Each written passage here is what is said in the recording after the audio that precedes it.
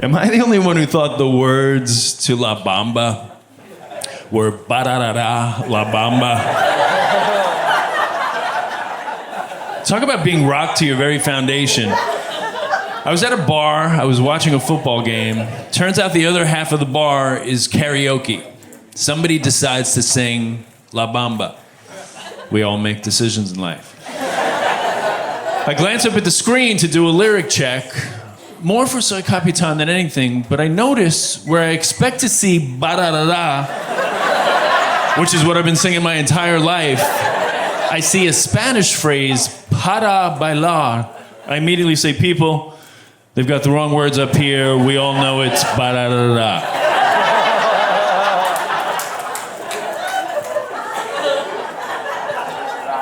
But I was mistaken. It is, in fact, para bailar, which means, Spanish speakers, to dance. Yes, in order to dance. That's what I discovered. You know what ba-da-da-da means? Same thing. Much easier to pronounce. Scottish people have this strange ability. They can describe somebody as a homosexual by using any noun. All right, is that guy a bit of a blueberry? There's a set of maracas over there. English people can do it, but they can only use activities to describe somebody as gay. Be like, oh God, he's the kind of guy who likes to leave the windows open. Oh, Barry loves a fundraiser. Bet you wear your slippers round the house. Look, ladies, you can be... Look, a guy can have a girl that is just a friend. No, listen. I'll wait. You as a girl can be just a friend to a guy, but it means you're ugly. I'm sorry, I know you don't want to hear it, but you just a homie with a ponytail. I don't know what else to tell you, man. Men and women can be just friends, but one of y'all fucking busted, okay? Somebody ugly, or maybe both. Maybe both of you are ugly, in which case y'all should be fucking anyways. That's why it's called bumping uglies. People still do that thing to us. You know, when they do that, you never really know somebody till you've lived with them. I hate that. We've been together for 7 years, shut your face. You never really know somebody till you've lived with them. I hate it, because it's such utter fucking truth.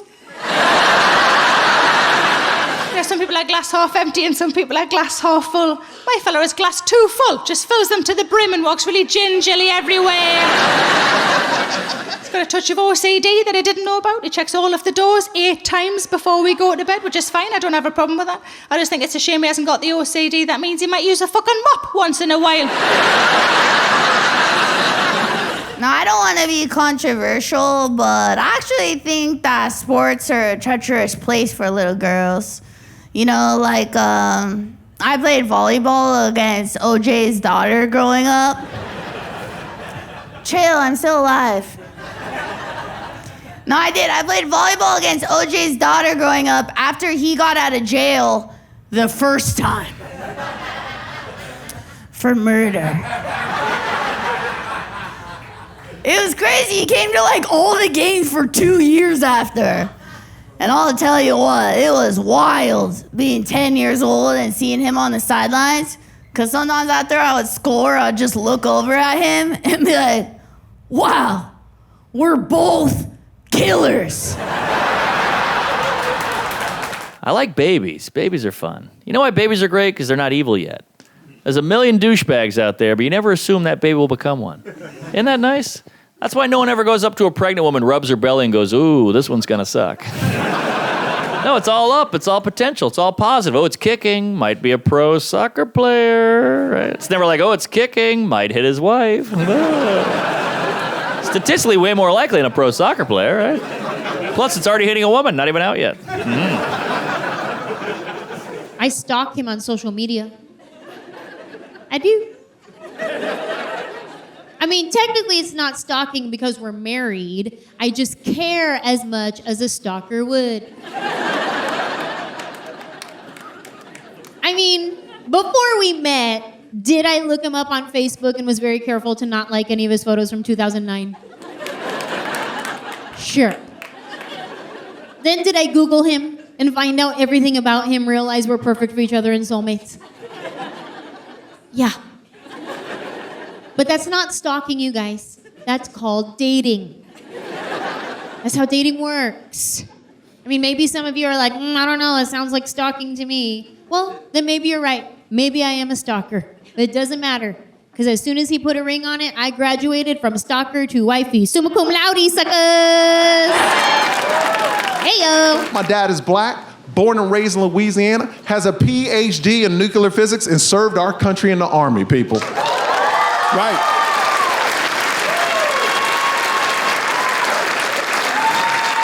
Now, in the last special, he was 75. Now he's 78, and he hasn't changed. He's still black and has swag. He still walks around the house like this, you know what I mean?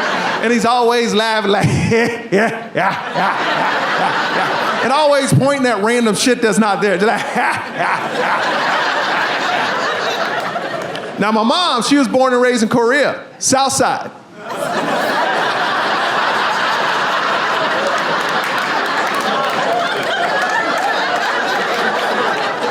Now we know who doesn't watch the news in his room. Do it the next day at his job in public. So it's much easier now, okay? Because now we have AirDrop. You can just send that over real quick. It's not what I had to do, though. I had to do the old scroll screenshot, right? So you got to do that. You got to go through. You got to collect all the evidence. Scroll screenshot, scroll screenshot, scroll screenshot. Then you got to text yourself the screenshot of the text messages that you found out of his phone, right? But you got to cover your tracks. Go into the photo album, delete the screenshots of the text messages that you already took on his phone. Go to the conversation between the two of you. Delete the screenshots of the text messages that you already texted to yourself. Don't forget the deleted album. Go in there. Delete all the screenshots of the text messages that you already deleted out of the album and out of the text messages. And I just bring this up to tell y'all how good it feels to be in a healthier place. Thank you. Thank you. I had to go to urgent care here in Nashville. I don't know if y'all been doing urgent care. Go check it out. It's fun. I like it in there. It's better than a real doctor. I think there's no ego at an urgent care. That's what's fun, you know? Nobody in an urgent care is like, this is where I thought my life would be. And I like that. That's actually a good feeling. You go to a doctor's office, they talk down to you, right? Diplomas on the wall. They're like, I went to school. I know everything. Urgent care is like, do you have $40? Let's figure this out together. We don't know any more than you know? Let's put our heads in a room and let's tackle this sinus infection as a team, and that's fun. There's camaraderie in an urgent care, you know? Teenage boys are the single biggest predator that walked this planet Earth. They're not in control of what's happening here. It's not their fault. Any man, any guy in here will tell you things used to pop up all the time for no apparent reason, and it was confusing to us. I remember sitting in math class and the teacher always thought I was cheating. I was just checking to see if anybody else was hard. I'm like, what the?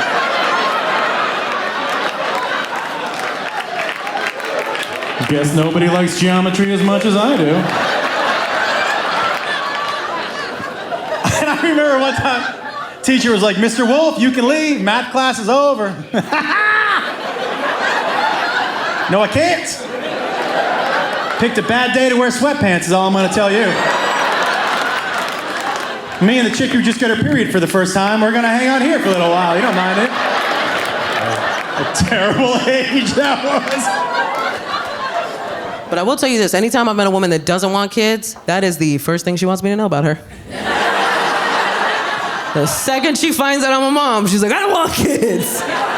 Cool, I wasn't offering. I was talking about my favorite subject, which is me, and then you interrupted me with some you, which I did not request for this. But I respect it. I respect it when a woman knows she doesn't want to have kids. I do. I think it's a good thing to know about yourself, and I think a lot of people would have been spared bad relationships with their mothers had they known they didn't know what they were doing or feel like they wanted to do it even in the first place. And I wish more people were that aware, right?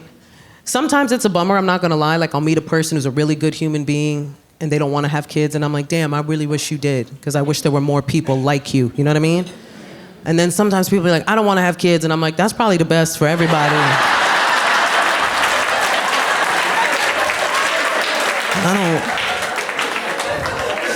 I don't think you should have houseplants. Like, I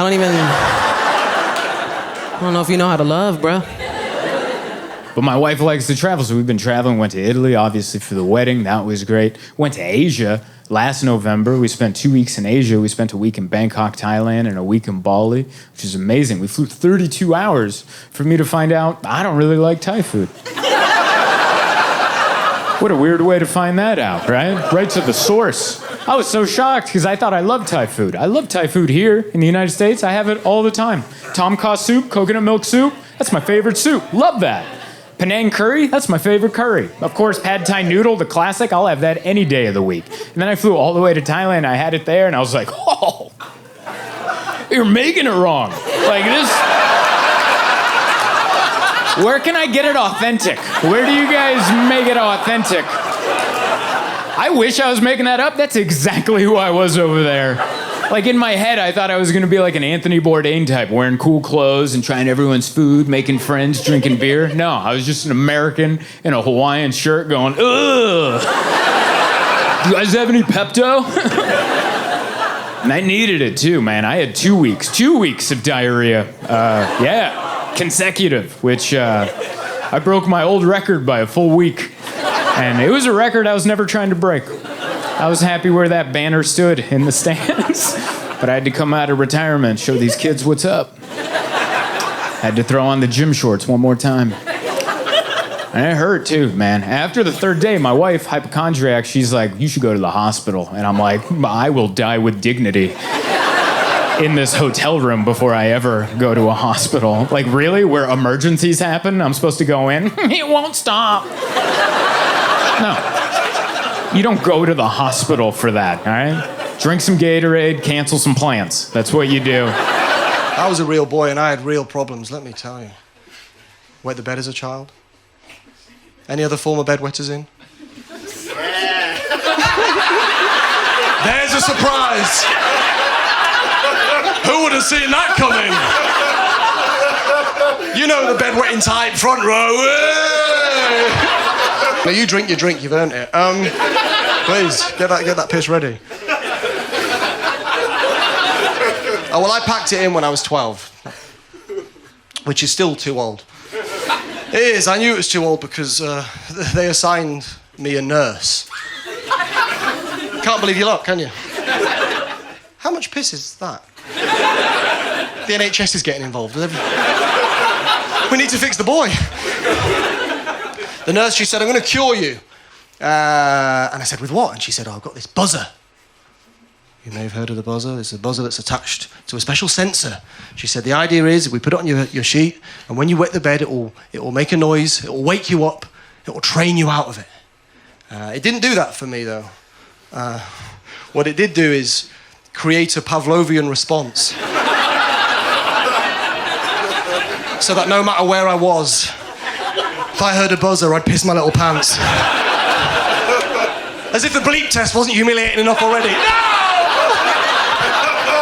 I'm the slowest, I'm the soggiest. White supremacy is wild to me for a few reasons. First of all, I feel like every white supremacist I've ever seen is pretty much the least supreme looking motherfucker.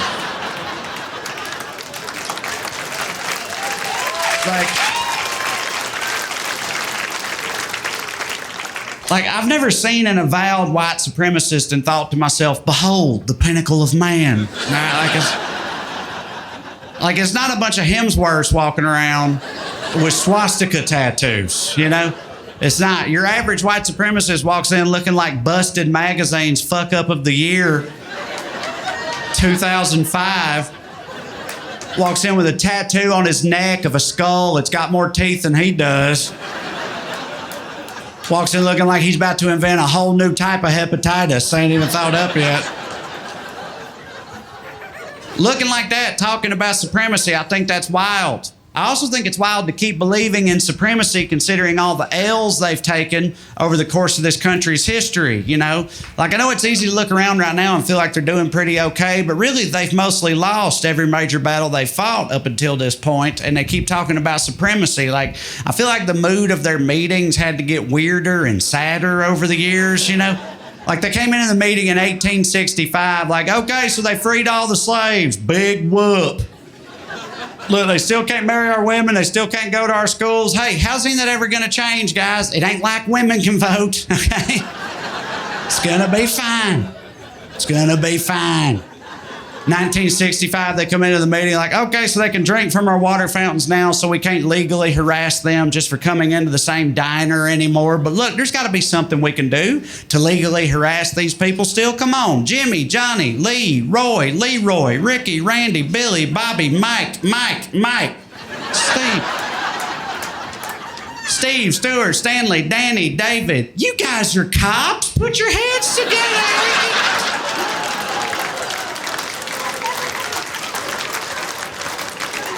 We can figure this out. All right, it's not like one of them's the president. 2008, they come in kicking shit over like, okay, all right, this is a tough pill to swallow, I'm not gonna lie. But look, we gotta focus on the positives, guys. Like, hey, it's not like they're gonna start taking the Confederate flag down, all right? They're not gonna start pulling down the statues or renaming the streets or nothing like that. And hey, gay people still can't get married. That's something, right? Some guy in the back's like, aren't some gay guys white men? Shouldn't they be supreme too? It's like, no, Bobby, they don't count. You know that. Listen, we got to focus on the positives, guys. Like, hey, there's still no blacks in country music. Same guy in the back's like, what about Darius? Shut the fuck up, Bobby. Jesus Christ. Gay marriage gets legalized, they're just smoking cigarettes, staring at the wall. Like, I don't know. Y'all know what transgenders are? And they've been flailing with that shit ever since, but they mostly lose, you know? The other reason white supremacy is wild to me is I feel like I never really identified as white. I'm not about to do some Rachel Dolezal shit. That's not what I'm about to do. This will make more sense in a minute, I promise. What I mean is, my whole life growing up poor, rural Tennessee, whenever I heard others talk about white people, in my head that was always like Connecticut, Yacht Club, like Dill. Is that Dill? Like in white people, right? Like white people. And I didn't know what I was, but I knew I wasn't the same thing as them. And it was very confusing to me as a young man. Now that I'm an adult, it couldn't be more clear. I'm not white, I'm white trash. Right? And it's like, and it is different. It is different. There's a whole list of differences. Like, white people got a trust fund, white trash people got trust issues. It's like, white people got a sister who's secretly a lesbian. White trash people got a sister who's secretly their mama. White people play golf with their boss on the weekends. White trash people play scratch-offs with their rent money on payday. Different. The way they have kids is different. Nowadays, white people wait till they're 35 to have kids. They got in vitro clinics, ovulation calendars, fertility stuff. White trash people more fertile than an Amish cornfield, baby. You can't stop us from having kids, no matter how hard you try. The way they name those kids is different. White parents are like, Braden, Paisley, it's time for your piccolo lessons. Right? White trash parents are like, Remington, Bassmaster. Quit exploding them frogs, get in the goddamn house.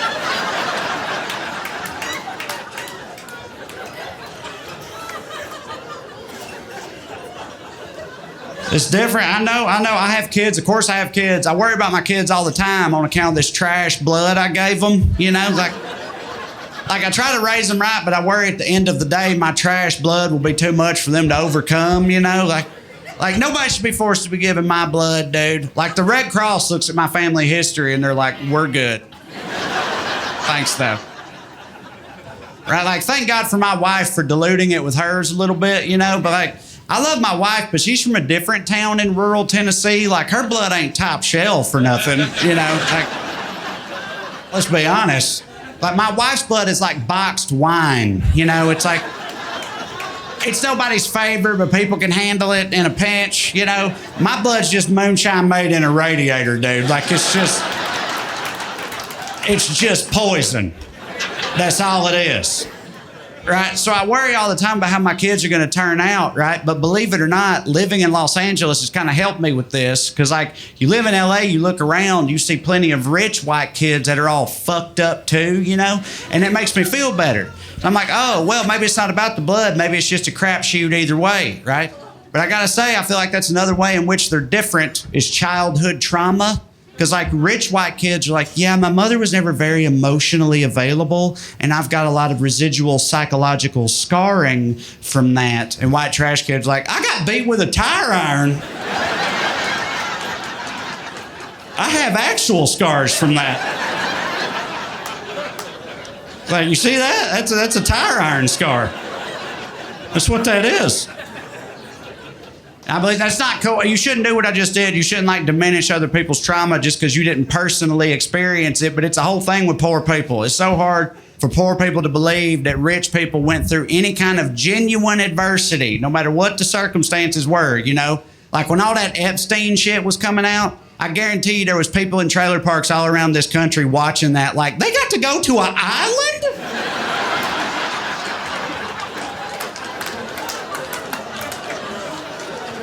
I was in my uncle's El Camino. What the fuck?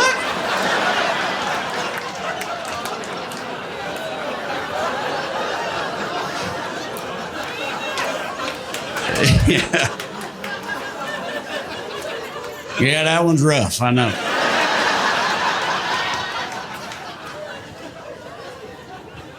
But yeah, I don't know. Obviously, I'm just trying to be a good trash daddy. That's all I'm saying. Trying to be a good trash daddy. Sometimes I worry I've overcorrected. Sometimes I worry that mine are too California-y, you know? Like my older son, he's a vegetarian for moral reasons, right? Which, like, that's fine with me, but you know what my papa would say about that? Fucking, he'd get canceled for it. I can tell you that much. It wouldn't be good. I just look at them sometimes, I'm like, man, these kids are soft. They're fucking soft, right? But I realize I'm such trash that what I think is soft is actually just a standard middle-class American upbringing, right? Like, that's all it is. Like my wife went school clothes shopping for them, and she let them pick through what she brought home, and she told me, she was like, yeah, they don't like anything in this pile, so I'm going to return those tomorrow. And I was like, what do you mean they don't like anything in that pile? What does that have to do with anything? They know when I was a kid, school clothes came in a garbage bag after my older cousin went back to juvie. I've been a Raiders fan for 30 years because of that motherfucker.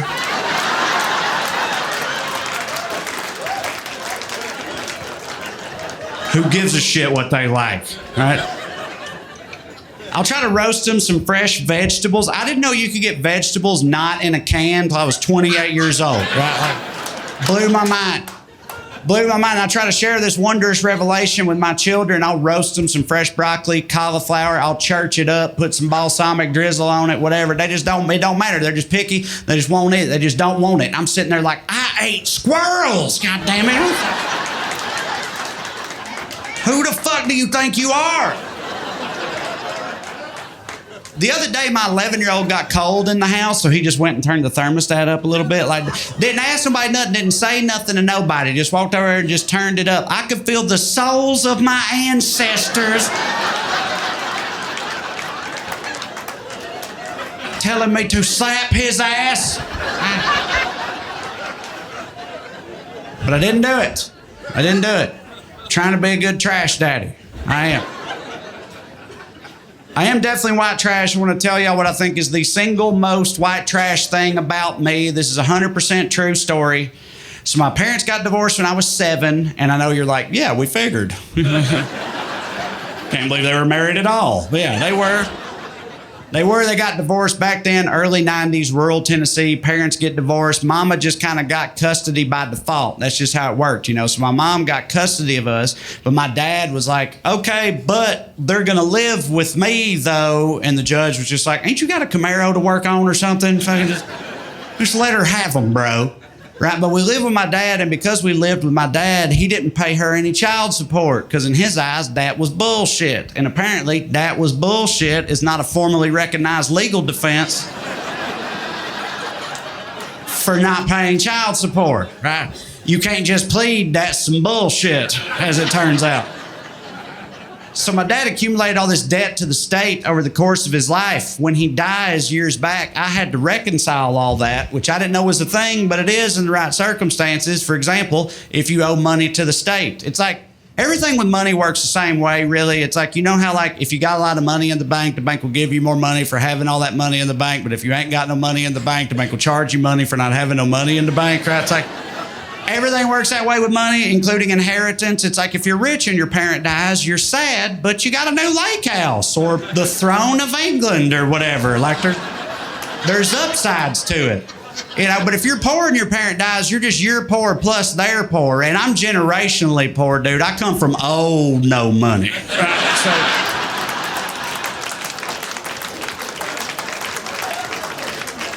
So So I was trying to figure out what I was going to do. My friends see this. They become concerned. They're like, damn, man, who you owe money to? I was like, I got to pay his fucking child support, man. They're like, heard that, but I thought you had both your kids. No, not on them, on me. I'm so white trash, I got to pay my own child support. And the worst part is I can't stand this little motherfucker.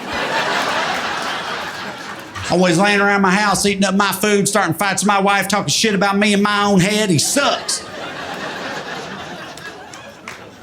So I was trying to figure out what I was going to do, and I finally get a call from the state of Tennessee one day. They're being very helpful. They're like, is there anything we can do to help? Like, are there any assets you can liquidate? And I was like, what? And they're like, is there any shit you could sell? I was like, oh, yeah.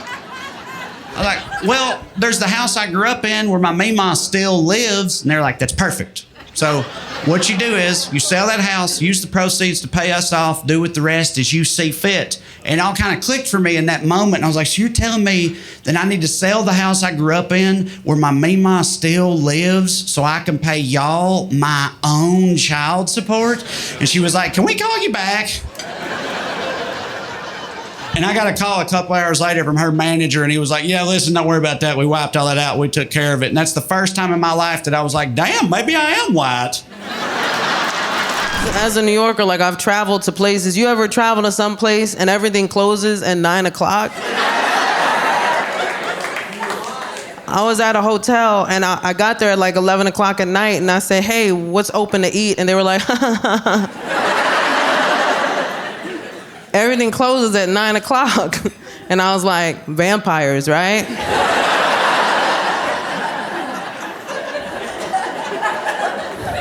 That could be the only logical explanation as to why there is not one pizza joint that is open right now. And here's the thing, as a New Yorker, I travel a lot more now, and like the more I travel, the more I'm starting to see New York a little differently, and I don't like it. You know what I mean? Like, you travel outside of New York, you start to pick up on things. Like, that first day back is rough. I get back, I get off my flight, I look around, I'm like,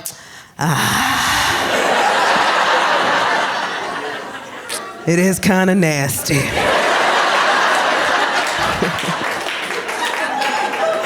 I don't want to feel that way about my city, man. But I go to other places and I'm like, there's no trash around your trees. Where do you guys keep your trash? In bins? That's disgusting. I don't touch my trash.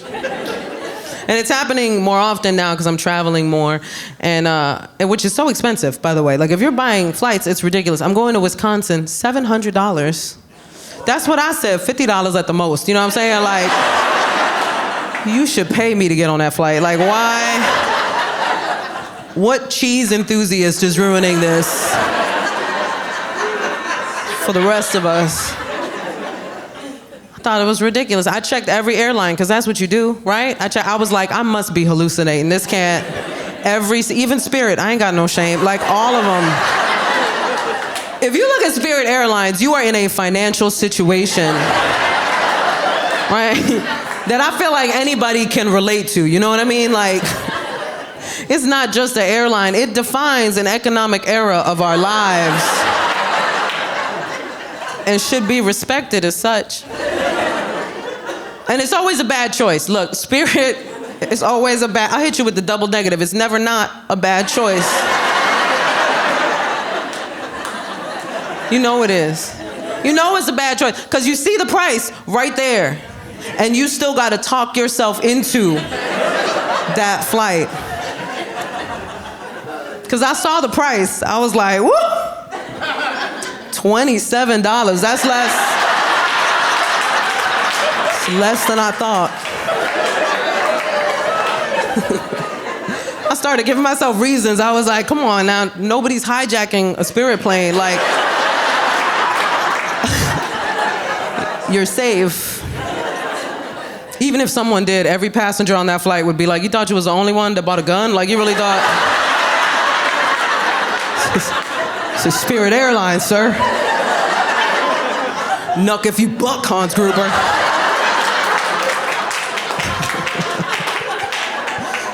It doesn't matter where I go. As soon as people find out that I'm a New Yorker, they feel compelled to tell me how they feel about New York. Right? Like, I don't ask. But they always tell me, and it's usually some cliche thing, you know, they'll be like, New Yorkers are mean. And here's the thing, we're not mean, we're aggressively kind. Right? We're very misunderstood. I always tell people, get lost in New York City, the first person that will help you is a New Yorker. Guaranteed. Guaranteed, because we can't stand lost-looking people. Like, we hate your lost-looking faces. I'm not even gonna lie to you. We see them at the, like, right at the subway map, just like, Is it uptown? Is it downtown? What's Midtown? Literally the middle.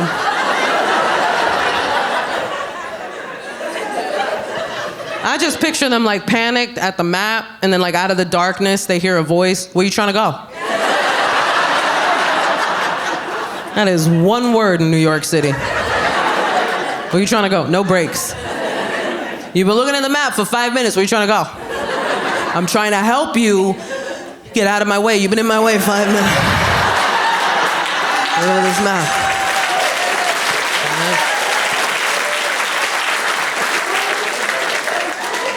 Such a wild thing, man. And people in New York, like, here's the thing about New York City. Like, if you have a bad time in New York City, I feel like that's because you didn't know the rules before you got here. You gotta know the rules before you get here, man. Every city has rules, right? And one of the cardinal rules of New York City, mind your business. It should say that when you land in New York. Welcome to New York, mind your business. Right? That's what forget about it means. It means forget what you just saw. Because what happens in Vegas stays in Vegas, but what happens in New York never happened. Why you snitching? Like, why would you say anything? I had to teach my husband this lesson. My husband is a white boy from the Midwest. Thank you so much. I'm a Puerto Rican girl from the South Bronx, man. Like,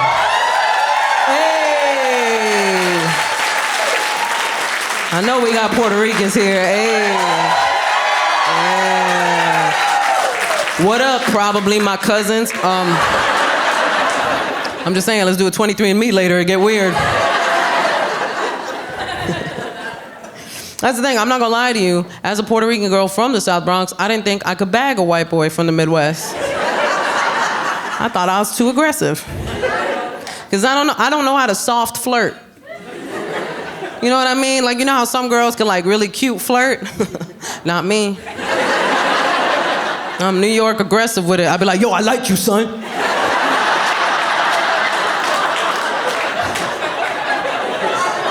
You trying to do this? Hey, yo, you trying to smash? Turns out he liked it. He was like, I'm scared, I'm gonna follow her. But I'm not gonna lie to you, man, moving from the Midwest to New York, what a culture shock. I couldn't start him in the South Bronx, you know what I mean? Like, I couldn't. That's not a starter borough, you know what I'm saying? Like, that's...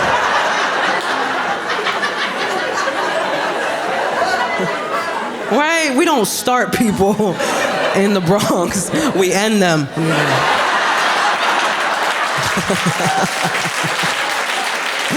Don't shoot the messenger. Although we do, we shoot the messenger. Nobody getting messages. But we found a nice starter borough, Astoria, Queens, great starter borough, right? We moved there, man, I showed him all the artisan coffee shops. I was like, look, your people did that.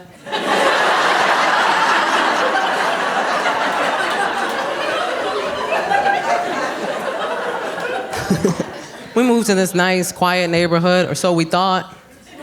Till one day we were driving around and a fight broke out in the middle of the street. 2 grown men started beating the crap out of each other.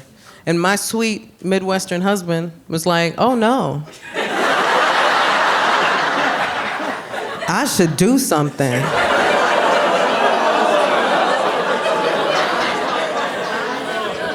I was like, if you don't roll up your window right now, I'll fist fight you myself. I was like, what you gonna do, Captain America? You gonna fight 2 grown men? You have psoriatic arthritis, take a seat. I'll tell you what's about to happen. I'm about to watch you get jumped. That's what's about to happen. And I'm gonna watch, because I know how to mind my business. I already learned. This is your lesson, baby, not mine.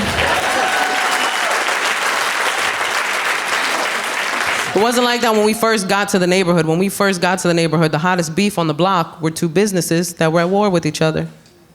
It was a health food store and a bagel shop. And the health food store started selling bagels. That's what I said. Here's the thing, they could have sold their bagels in secret. That would have been the respectable thing to do. But they put out a sign.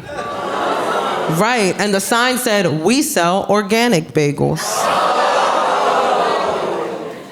So the bagel shop put out a sign. And their sign said, there's no such thing as organic bagels.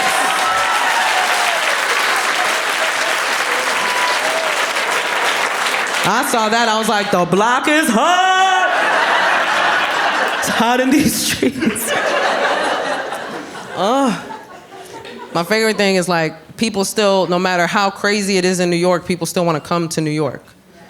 They still want to come. People dream of coming to New York. They always tell me it's my dream of going to New York City. And we know why. New Yorkers, we know why. You want something crazy to happen.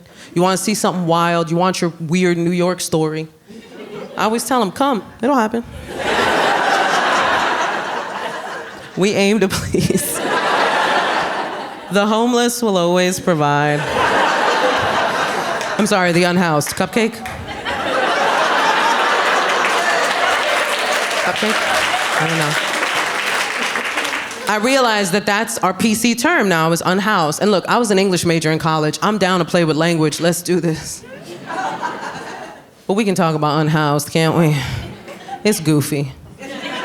I'll tell you why. Number one, that's the same word. You can't convince me otherwise. I have a thesaurus. You ain't gonna lie to me. And 2, it sounds worse. Right? Homelessness sounds like a situation that could not have been prevented. Unhoused sounds like somebody just rolled up on them and was like, I'll be taking this. And no more house for you. The second I heard it, I was like, what an elitist, privileged way of describing a situation, right? Right, you can hear it right away. Did you hear about Janice? She was recently unhoused. That's the kind of word that is only used to make the speaker of said word feel better about acknowledging a situation they know nothing about. It just makes them uncomfortable to acknowledge it, so they created a word as a buffer, but there's no progress in that word. There is no help in that word. And if you've ever lived in that situation, then there are a bunch of words you would have used instead of that word. Like, I was shocked. I was like, nobody thought of nomad? That's my first choice. Can you imagine you roll up on a homeless person? What up, my nomadic brother? Way to stay off the grid, man. I, too, am anti-establishment. Some of the words, honestly, some of the changes, I'm okay with. You know what I mean? Some of the changes I think are pretty brilliant. I know a lot of people are upset with all the PC language, but I find it kind of entertaining. Like, did you know on social media now, they're calling smoking weed gardening? I love it.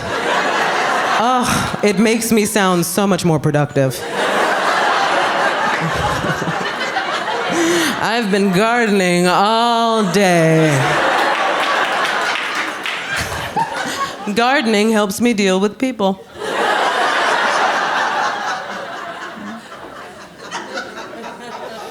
You know, it doesn't matter how crazy New York gets, it's still a vibe. It's still a city that has its energy.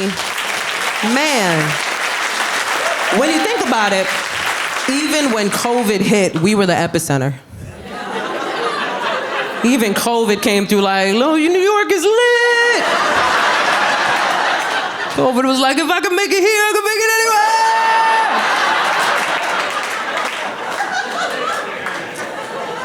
anywhere. Lived its best life. I remember when they released us,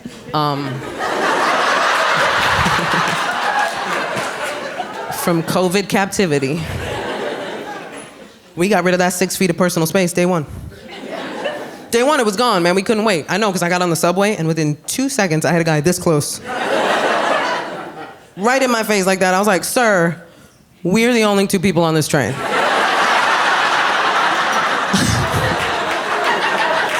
I feel like there's a lot of options you're not taking. But where you trying to go? I thought he was lost for like a second. Maybe he thought I was the map. We have our own language in this country that confuses a lot of the world. Do you know, in America, they do not sing hip hip hooray at the end of happy birthday. Did you know we were the only people who did that? Do you know how fucking embarrassing it is?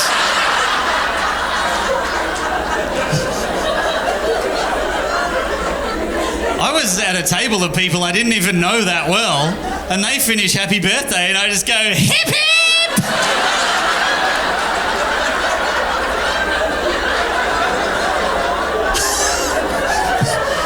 And it's just silence, and they're all just staring at me, and I'm like, oh, that doesn't usually fucking happen.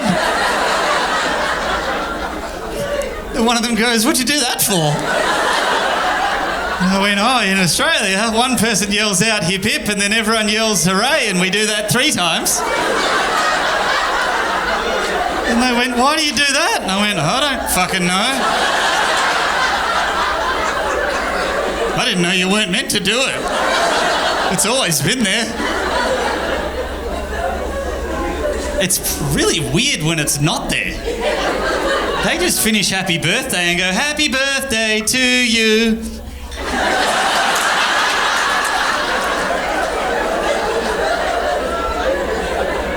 So you can't help yourself, can you? You needed to. You needed to get it out of your system. You do, don't you? We need to, all right? Hip hip! Hip hip! Hip hip! That's fucking insane to the rest of the world. The rest of the world, that is a weird, strange thing to do. Happy birthday goes for 45 minutes in Australia. We do the hip hips and then someone goes, why was he born so beautiful? Hey, don't cut the cake, I'm not done singing. I've got a whole number prepared. What about this one, right? In America, They don't have Christmas bonbons. I know, how's the genuine disappointment in you? Like, oh, is it even Christmas without the bonbons? Now what that means is they don't have Christmas hats. It's gonna be okay. It's gonna be okay.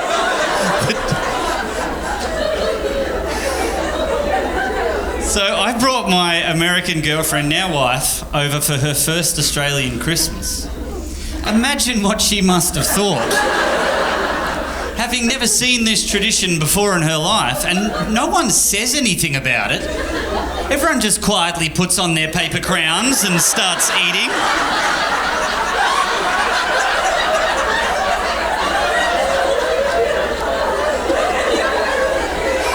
She's just sitting there, just looking around the table going, what the fuck is wrong with these people? They're all wearing multicoloured paper mache crowns. There's always someone who won't put their hat on and everyone cracks the shits at them. Everyone's like, put your hat on, Gary. It's Christmas. We're all doing it. Come on.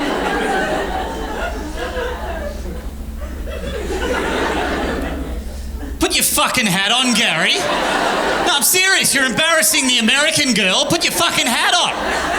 Read me the joke, Gary. I want to hear the joke. That's shit. I heard that last year. Put your fucking hat on, Gary. What about the person who leaves their hat on too long and they just look insane? You're like, Grandpa, you've got to take your hat off. It's fucking February, mate. We're going to put you away. What about this one? I was chatting to some American friends and they were talking about how they learnt about sexual education. And they're saying, so for one class per week, we would have sexual education in a class environment with the teacher and diagrams, probably the way you should learn about sex. And one of them turns to me and goes, how do they teach you about sex in your country? How do you learn about sex in Australia? And I went, a giraffe in a caravan.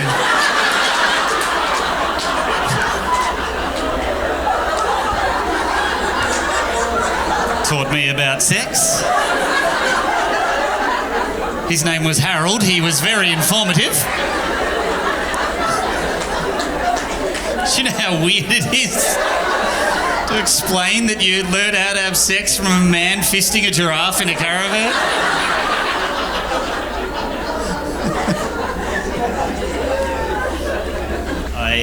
I have a foreskin.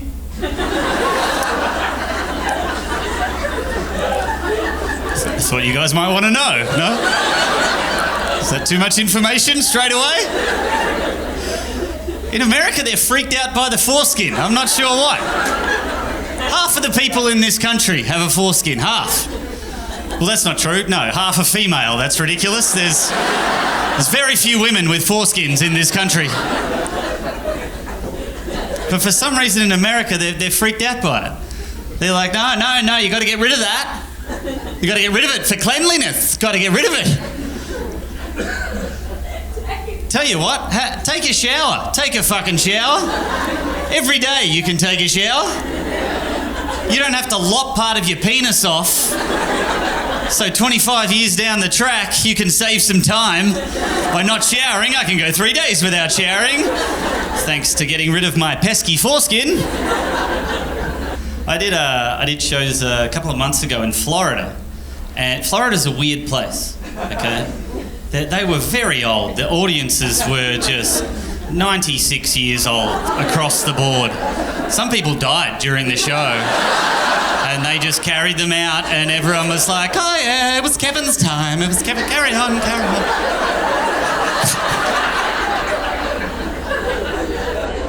So America's a very religious place, okay? We're not very religious here in Australia. We are a little bit, but not like America, okay? God doesn't want to make the 16-hour flight down to Australia, so he's not here as much. So in the Mormon religion, you're not allowed to have sex until marriage, okay? It's taboo. Not allowed to. But the young consenting Mormon adults, like the 18-year-olds, they want to have sex, of course they do. But what they've realised is, okay, they're allowed to...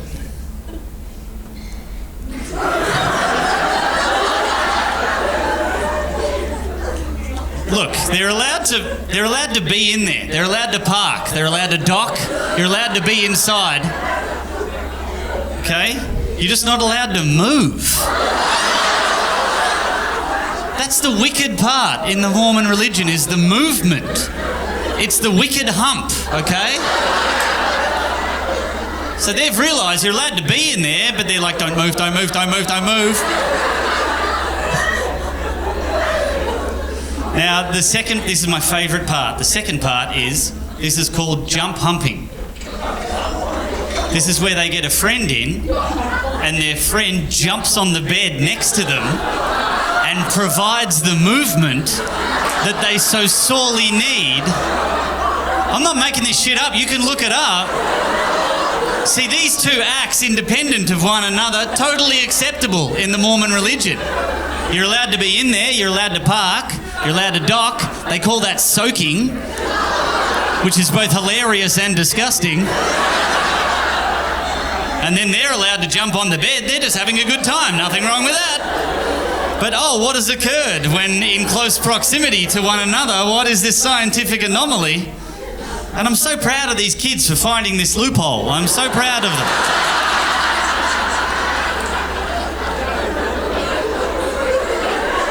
I would have thought that'd be the most important part of sex, but no, apparently not.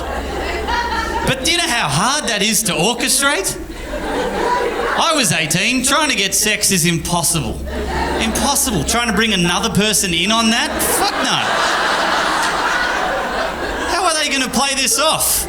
One of these 18-year-old kids, like he defies the odds and he gets a girl home and he's being a gentleman and he's being courteous, and she says, oh, we're just watching Netflix, right? And he's like, yeah, of course. And then she goes, well, why is your friend Kevin here with his shoes off?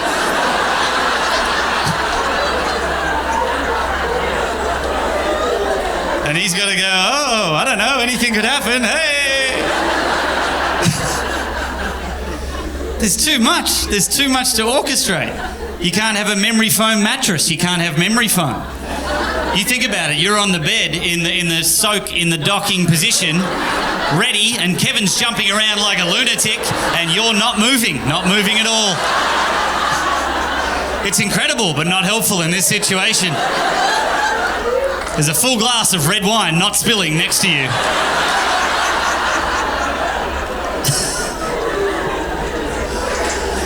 That was the most fun I've had doing that joke. Thank you. You should have seen the people in Florida. There's no way.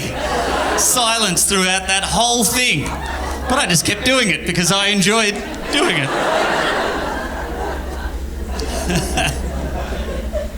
I was looking around the house the other day. So we've lived together for 8 years, and I was looking around the house, and I realised that I own nothing. I own nothing in this house. None of this is mine. I put none of that there. I'm not allowed to touch some of it. I'm a grown man who can't touch shit in his own house. I'm like, how did I let this happen? How did it get this far? The cats have more real estate in the house than I do. They have cat towers and feeding stations and places they like to sit. I have nothing. Now I know why dads everywhere around the world have that one chair, that one armchair that's like in the corner of the room, and everyone kind of jokes about it and goes, oh, that's Dad's chair. That's where Dad sits. Don't sit in Dad's chair. And you know what Dad thinks? That's all I've fucking got in my life. That's all. And they sit in their chair and they go, this is my fucking chair. No one tells me what to do when I'm in this chair. I'm king of this chair. I realised I don't even have the chair. All I have is my side of the bed. Okay. Under the covers, because the cats own the entire top of the bed. If there's a cat sleeping in my spot, I can't disturb the cat.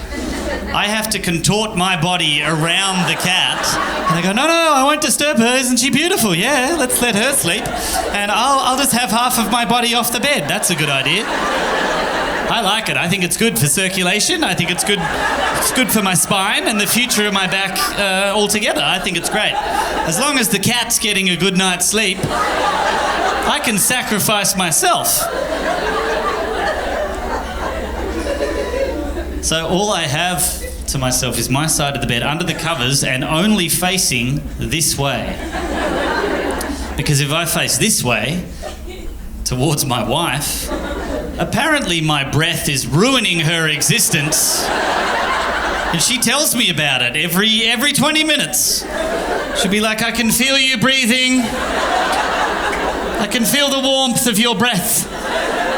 And I'm like, oh, that's gross. So I grab a pillow and stick it in my face and go... She goes, I can still feel you breathing. I'm like, you can feel me breathing through the pillow? She's like, I can feel you moving. I can feel the movement and I can tell that you're breathing. I can tell that you're still breathing. I'm like, yes, I am in fact breathing. That is true. That is awful of me. Look, I'm purely just trying to breathe to live. Is it okay? Is it okay with you if I live through the night? Is that okay with you? I know you're trying to sleep, but I'm just trying to get oxygen to my brain so I can survive another day on this planet. But that's rude of me on this Tuesday evening. You should be having a nice slumber. I'll stop breathing, and I'll die. I'll die in the bed next to you, and you and the cat will have a wonderful sleep.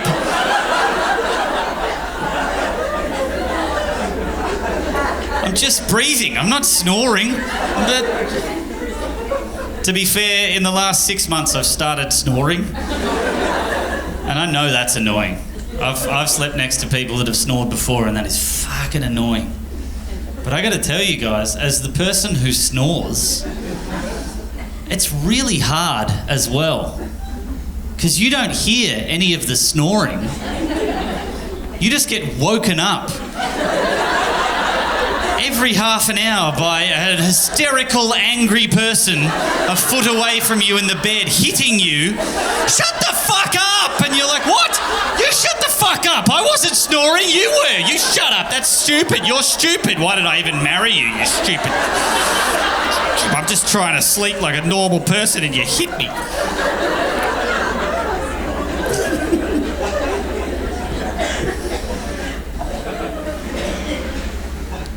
So, I don't know if this is happening here in Australia, but in America, I don't know why they make their showers so difficult to figure out. Every new shower is a new puzzle, a new maze, to figure out how to even get it started. It used to be just a red hot tap and a blue cold tap, that's it. It's pretty simple. Now, you have to find a little lever to pull down to start the shower. They're like, oh, didn't you know you needed to pull the lever up from the bath tap? Didn't you know that? I'm like, no, I didn't fucking know that. Why would I know I needed a plumbing apprenticeship and move hardware around to start your stupid shower?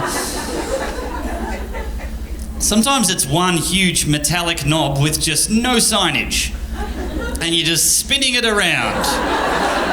Like, I don't know how far I need to go with this. And that is 3rd degree burns. And that's ice bucket challenge. And you're like, where the fuck do I was at a hotel and there was 3 chrome levers with just nothing else. No signage. I didn't know what was going on. I just stared at it and went, this is not going to end well. And I turned the middle one and just got shot in the dick. Like a high-powered, like right there. Like, why is that at dick level? Is that to clean my foreskin? Is that why that's there?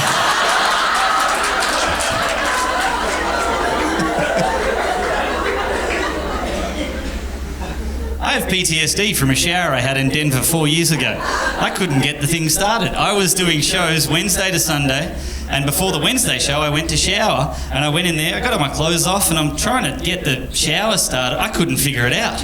20 minutes, I was trying. I was looking for the lever. I felt so dumb. You know what was worse? Is doing that and failing while you're naked just made it so much more worse. I'm just limp and pathetic and just getting nowhere. And I said to myself, have a bath. You love baths. I tried to convince myself that I wanted a bath, not that I was forced into bathing through stupidity. And I went down to do the bath, and I realised, oh shit, you're not going to be able to do the bath, are you? And I tried for 7 seconds and failed at that. And that was a low point in my life, ladies and gentlemen. I'm crouched down naked next to a bath and shower I couldn't figure out. And I kind of slumped in defeat. And then my dick just touched the bathroom tile. And your dick should never touch bathroom tile. It shouldn't. It's cold, it's invasive, you didn't expect that to happen. It may not have happened to any guy in this room, but you know exactly what I felt, don't you? You can feel it right now. You can feel how awful and abrasive that is. So I'm at a new low point in my life. Just dick on tile, just... And then I realised, shit, you're just going to have to get up and put your clothes back on. Do you know how weird it feels? To get your clothes off, get completely naked, go in, just fail at starting the shower, fail at the bath, and just place your penis on the floor for a second, and then just go and put your clothes back on and go out and try and confidently do stand-up comedy. Do you know how that feels? The whole crowd was looking at me. They were staring. They knew something had happened. They're like, something's happened to this guy in the last couple of hours. And I could feel the touch. And I felt that touch for 6 months because I got the worst urinary tract infection. I got yelled at recently for saying the word homeless. I was at a dinner party and I said the word homeless. And this woman at the dinner party, she corrected me. She let me know that the preferred term now is unhoused. And the idea behind that is the word homeless puts the responsibility on the person who does not have a shelter. And the word unhoused puts the responsibility on the system that has failed to provide a shelter for that person. Right, yeah. And that little tweak in the language is meant to fix it. And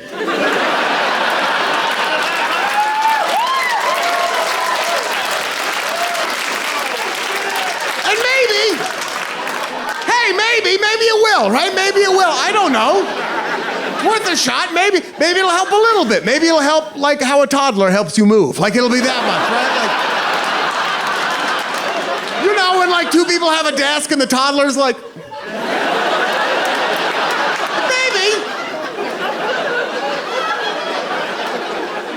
or maybe sometimes problems seem so big and so unsolvable, and we feel so small and powerless in front of them that we will latch on to whatever tiny thing that we think we can control, and we'll hold on to that, right? Sometimes people are just like, oh man, this homeless issue, it's so bad. I feel so terrible for these people. I don't know how to help. I'm just one person. What do I do?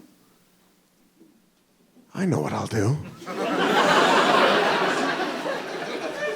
I'll take this word that I just learned and I'll find someone who hasn't learned it yet.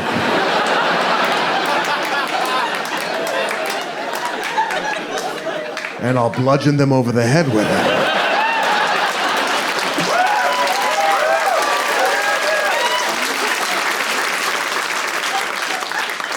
And the reason why I said that word in the first place was because earlier that week, I had been having brunch out on a patio.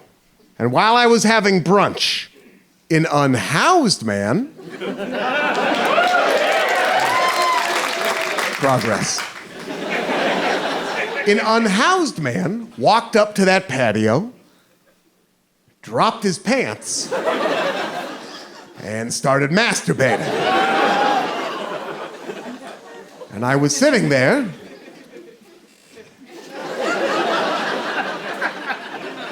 face to face isn't the perfect word. Head to head, eye to eye.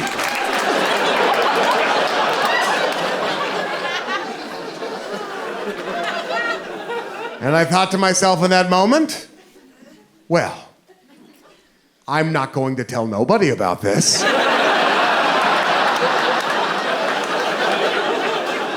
And so I was at this dinner party later that week, right? And the conversation reached a natural lull. And I saw my opening. So I cleared my throat and I said, I have something I'd like to discuss. And I told that story. And this woman, she corrected me, right? In front of everybody else, she corrected me. She said, I believe the word you're looking for is unhoused, okay? And also, I'm sorry, did this man's mental health crisis ruin your brunch?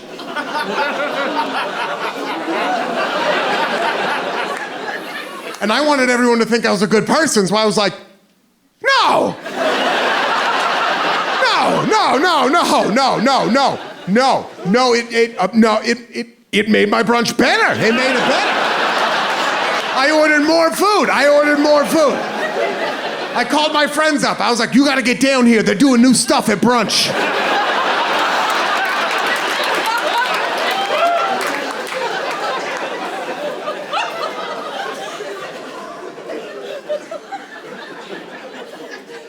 But to be honest, yeah, ruined my brunch. And it wasn't because he was unhoused or homeless or whatever word you want to use. That had nothing to do with it. It could have been anyone. It could have been Guy Fieri jacking off at my brunch. Like, I love this place. I come here every time I'm in town. It still would have ruined it. Because it was a guy jacking off at my brunch. And it ruined it for a couple of reasons, okay? The first reason is, I happen to believe that brunch is a lie. I do. I believe that brunch is a social construct made up by people who are too afraid to admit that they want to get hammered at breakfast.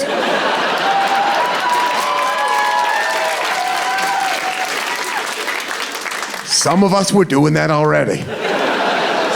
We didn't need a little portmanteau to justify our mid-morning alcoholism. And that's fine. I can participate in your charade. But I can't do that and think about the consequences of late-stage capitalism at the same time. All right? I can do brioche, or I could do Ronald Reagan got rid of our mental health care safety net in the early 1980s.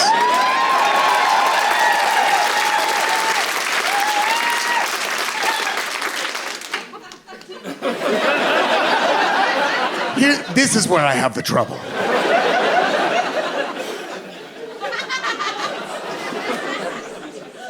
And the other reason it ruined my brunch was because this man had a beautiful penis. Top notch. And it made me feel bad about my penis. His penis was glorious. It was beautiful. It was aesthetically pleasing, which for a penis is no guarantee. It was big, but not too big at all. It was plump. It was a plump erection. It was plump. Well, I'm only 39, but already when I get a boner, it's a real C- average. All right, like, my penis has the energy of like an old British soldier saluting. Does that make sense? Like when I get a boner, it's like, hello, Lieutenant. Like it's.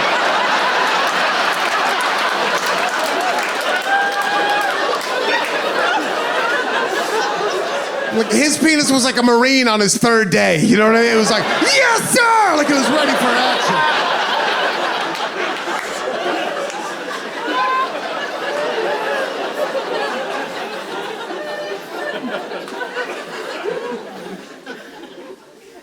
And so I brought this up at this party. And this woman, she corrected me. She got to have a little endorphin hit, right?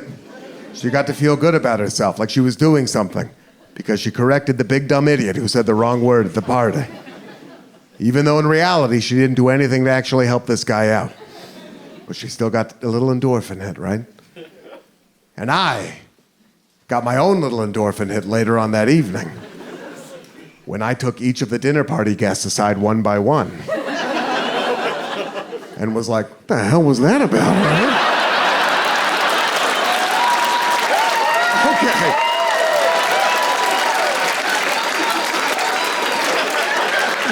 Calm down, Bernie Sanders. Jeez, right? But I'm an even bigger hypocrite than she is, right? Because I didn't do anything to help the guy either. Neither one of us did anything to help the guy, but at least I was there. I didn't even give him the rest of my French toast, which I did not finish. And what's terrible about that is there are people out there who have enough money and power and influence where they can actually help change these systems, but they remove themselves from it. They make it so they never have to see it. They never have to deal with the consequences of their actions, right? They're not at my brunch. They're not at my dinner parties. They're having their own dinner parties right on another side of town, behind gates and fences and security guards. And what's ironic about that is those rich, powerful people having their dinner parties up in their ivory towers. A lot of those people pay people to jack off in front of them.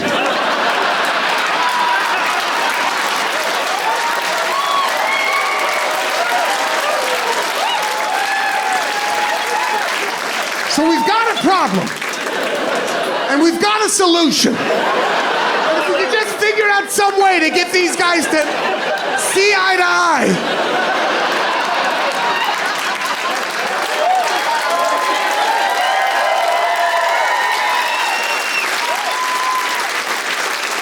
And that's why I'm running for president. A big red flag for me is if I don't have anything in common, like hobby-wise, with somebody. Like it's such a necessary relationship trait to have, I think. It's so easy to be physically attracted to somebody. Obviously, it's everyone's first instinct. But I think if you want longevity in a relationship, you have to have that extra layer of compatibility, right? You have to want to do things together, I think. So like a big red flag for me is like if a girl doesn't go to the gym. And that's just because it's a very big part of my life. I love going, I go every day. I'm a very big advocate of going to the gym and working out. And it's so good for your health, not just your physical, but your mental health as well. Get your endorphins going, get some of that stress relief out of you, you know. But I do acknowledge that it's not for everybody. It's intimidating for some people who don't go every day. And I try to be cognizant of that, and I try to help out the best I can. Like, there may be some people in here right now, or maybe watching at home, that want to get started and just don't know how to take that first step. And if there is anybody out there, I highly recommend the program I just started about 6 months ago that changed my life forever. And that program is where I only work out with black dudes. Exclusively. Because black dudes will push you to your limits whether you want to or not. I started about 6 months ago, man. I was in the gym one day, and I was having a bad day. I was stressed about something. I was angry about something, and I was like, man, fuck this. I'm gonna use this negative as a positive. I'm gonna use this aggression. I'm gonna put up some weight. And I was hitting a chest day, so I was like, fuck it. I'm gonna hit a new max on the bench press. So I go in there, put the lighter weights on first, get loosened up, get warm, you know, and then you gotta put on the heavier stuff. And when you do that, you're supposed to have a spotter, so you don't die. And I didn't know anybody in there at the time. Closest person to me was the black dude at the bench next to me. So I walked over, I was like, hey man, would you mind spotting me for this set real quick? And he was like, yeah, I got you.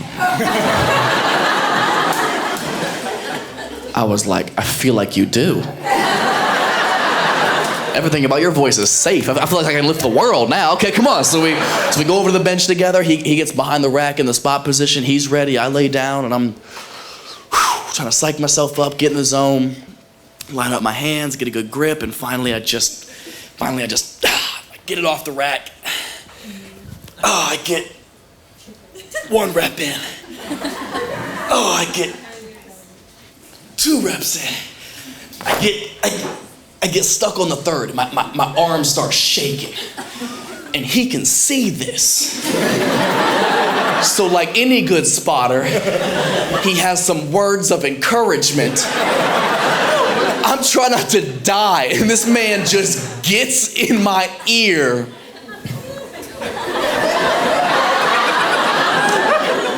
man, do that shit. Do that shit. It ain't nothing. I was like,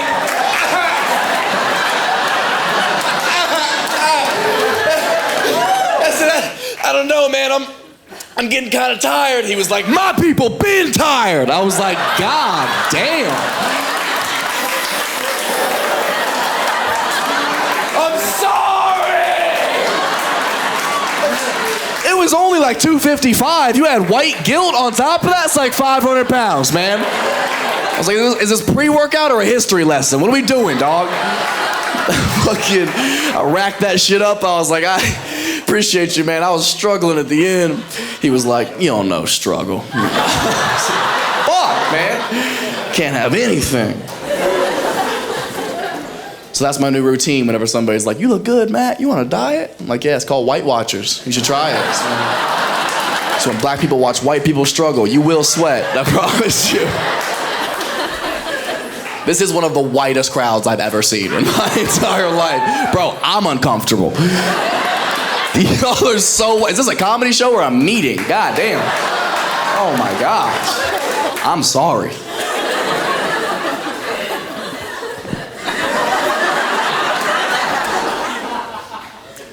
Red flag number, we could try something different. This could be fun, or it could be a fucking nightmare. But I think we can have fun.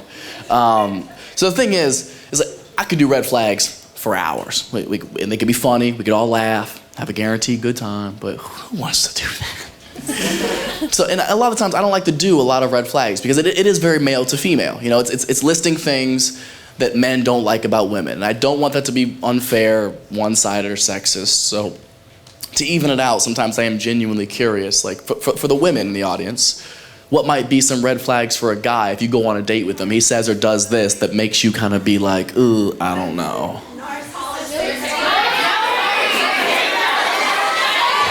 Hold on, I'm gonna go balcony. What is it? Is it a good one? Splitting the check. Okay. Splitting the check. On a first date? He asked in the beginning of the date? Towards the middle? Oh, you were boring.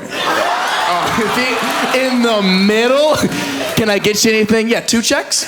2 checks would be great. Yeah. So where did you say you were from? How recently was this? 5 months ago. Okay, and you still upset? So, hold on. Where did you go to eat? The Gin in Temple. What is it? The Gin in Temple. The Gin in Temple. What is that?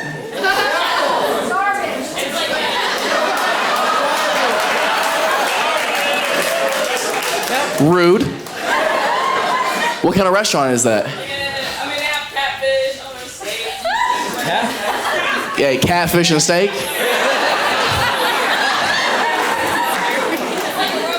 It's like a roadhouse, an expensive roadhouse. Okay. Well, yeah, I mean, maybe. Did you like him? Until that moment, did you like him?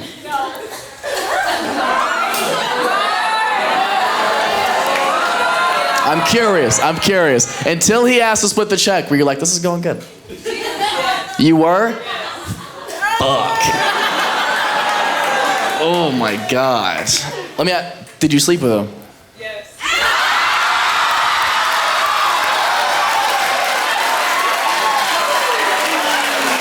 Wow. Oh my God. He split you and the check in one night. Oh my God. Did he leave a big tip?